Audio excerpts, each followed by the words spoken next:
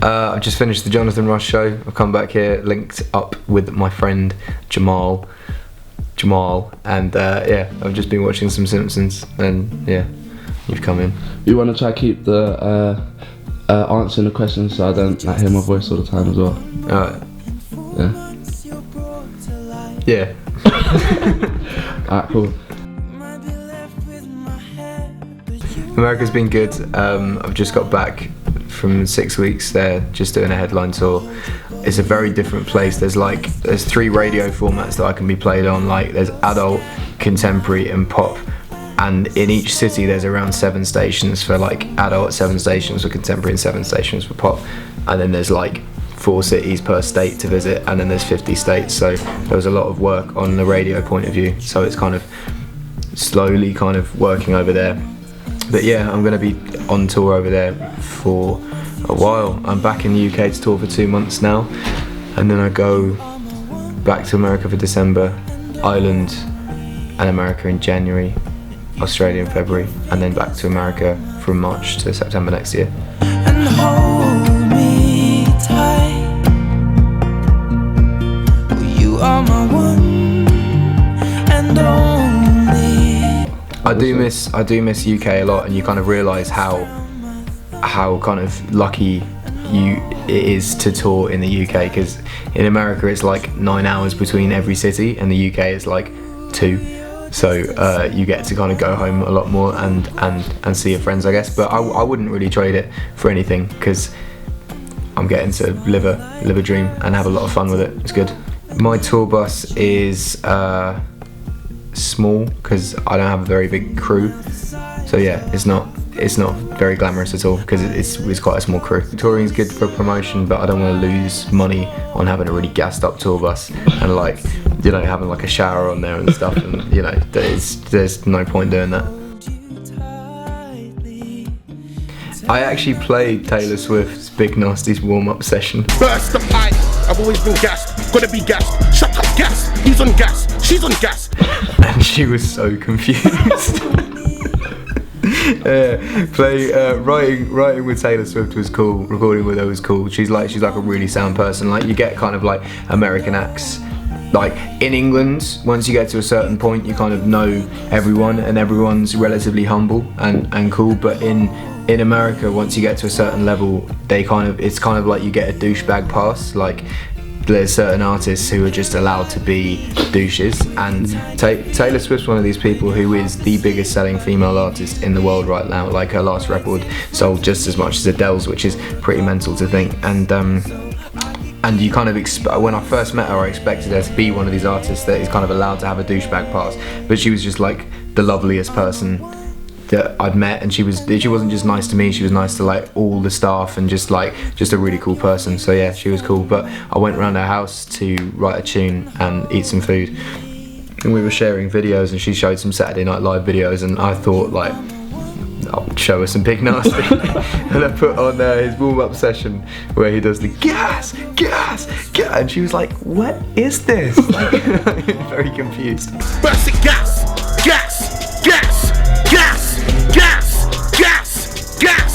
burst the pipe.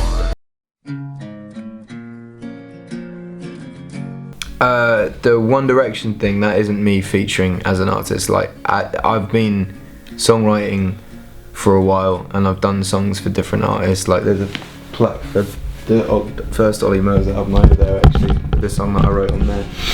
And no, I've just like I want to get to a point where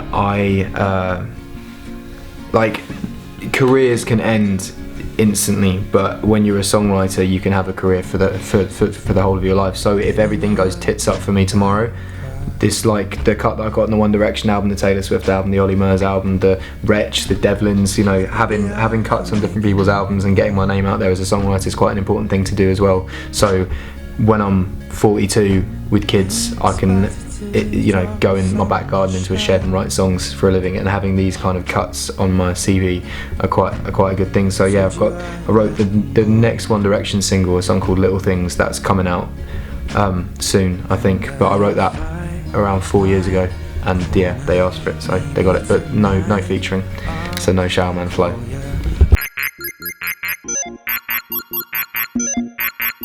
The influence from Grime comes from probably the flow and the way that they put lyrics together. I think, you know, like I grew up kind of half listening to a lot of Damien Rice and half listening to a lot of Eminem, so there was always the kind of melodical side of the Damien Rice thing and the emotion that comes into that, but also the kind of wordplay of someone like Eminem, and I found a kind of happy medium between Grime and UK kind of music. With someone like Guess, for instance, like if you listen to a Lil Wayne tune, Lil Wayne will rhyme in a kind of 4-bar phrase, and he'll go and they'll rhyme, and that will be a 4-bar phrase. But with Gets, he'll kind of like do a 7-bar phrase, then a 2-bar phrase, and 1-bar phrase, then 11-bar phrase, and it all fits in, but it's all quite complicated. Oh yeah, I wanna swing and I don't mean the pace, cause fligging the estate. Be honest, your favourite MC, don't want it when I want it. Everybody's getting bodied, I promise I go when I like it. I've never been on one, it's the game's like my wallet, cause I got it in my pocket. Stop it. There's a lot of talent on the UK scene, and everyone's kind of always pushing themselves to do a lot more different stuff. I've noticed it with a lot of Devlin stuff. I'm positive like HIV, I'll bury MCs on SBTV, so deep that I'll only have to reap to me. Say hello to the demons for me. A lot of Mike Righteous's stuff. That anger in my heart, that's passion in that vein in my head. You man will get it so confused that you paint your own versions of the truth. Let them play the pretend. Even English Frank on his warm-up session, when he you know, does that flow when he goes, if everybody had a body on a 9 and every other body would be bodied on a line. If everybody had a body on the 9, then every other body would be bodied on my line. That kind of stuff. I'm always fascinated by how people put words together, and me as a songwriter, I like listening to wordsmiths rather than just songsmiths, if that makes sense. So I still listen to a lot of songwriting, but grime music's probably the main thing I listen to. Like I've got very into gigs recently, listening to a lot of gigs, because he does this kind of lyrical thing where he will choose one phrase, one kind of multi-syllable rhyme pattern, and then rhyme that for 32 bars, which is really hard to do. Like really, like I kind of listen to it and he just makes words rhyme, and like they kind of just all fit in and it all makes sense. So yeah, I've have a lot of time for that. You will eventually hear another collaborations EP. I've got a few collaborations coming out anyway. I was gonna stick out an EP, another one quite soon, but then I thought that's kind of what people expect, so I'm going to be using the songs that I did for that and kind of putting them out one by one. One of them's someone's main single coming off their next record, and then next year I'm going to try something different, probably like a little side project thing.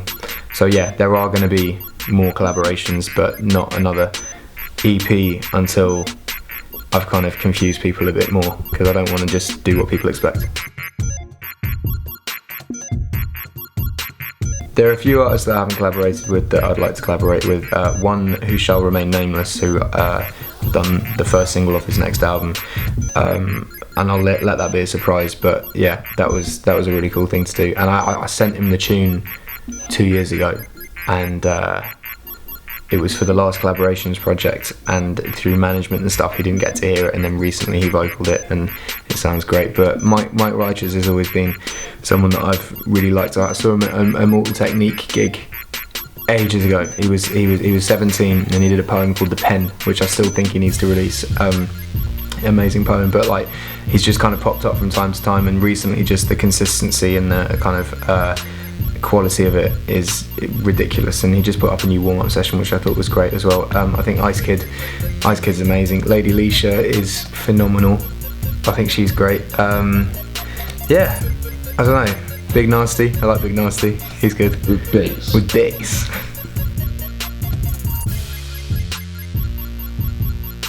I'd say the most exciting part of my journey to get where I am now has been the last 18 months. The whole kind of like literally going from complete, like I was kind of running around like a headless chicken for about 3 years, just playing gigs everywhere and anywhere, just random acoustic night, urban nights, poetry nights, comedy nights, like sleeping weird places all around the country, and then just having this focus where it was like, instead of just doing random gigs and random EPs and just trying to just spread the music everywhere, it's just kind of like, cool, album, tour, release, and then there's been more of a focus. So it's been more exciting knowing where I'm going rather than a year ago, like for the last 3 years, I was just kind of like, I didn't really know what I was doing. I was just kind of releasing and gigging and just kind of doing random stuff, and now there's kind of a focus. I don't know exactly where I want to get to and how I'm going to get there. So it's a better position to be in, I think.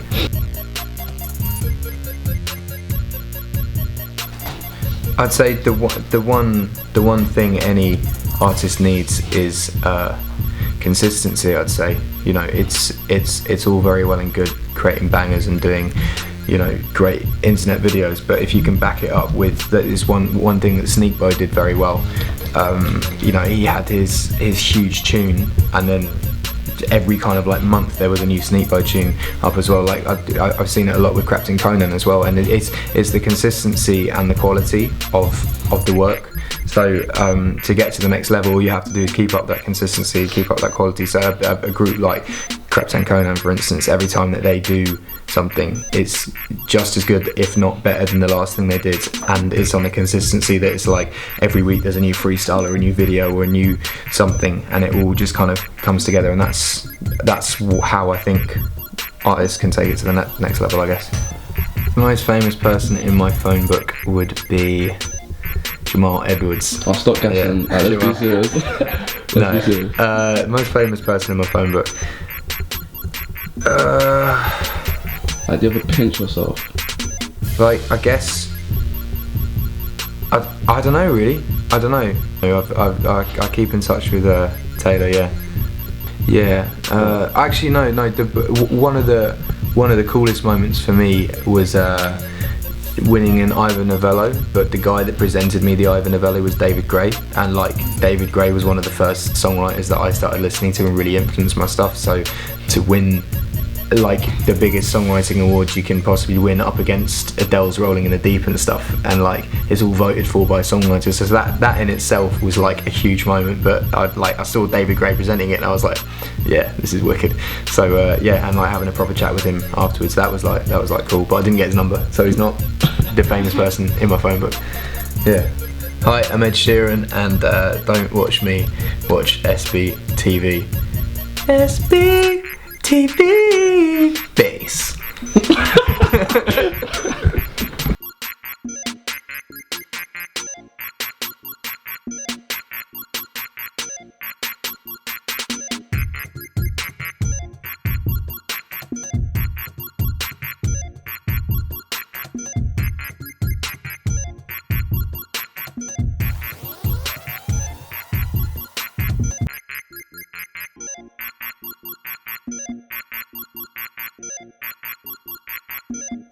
What's going on? This is your boy Kevin Hart. Right now you're watching SBTV, UK's leading youth entertainment station. Right now I just found out you guys are getting about 6 million hits a month. Fuck you, Jamal Edwards. I'm famous.